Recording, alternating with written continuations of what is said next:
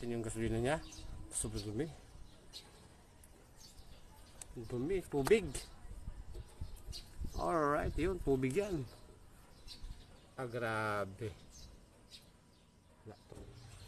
Alright, eto, yung tanggi niya. Puro kalawa, barako. Dapat pa nga ito, barako kalawa.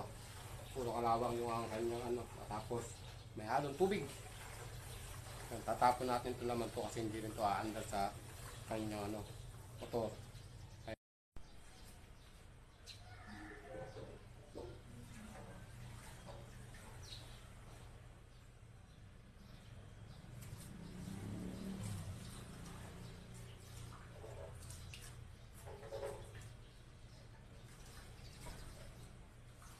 Ay, grabe.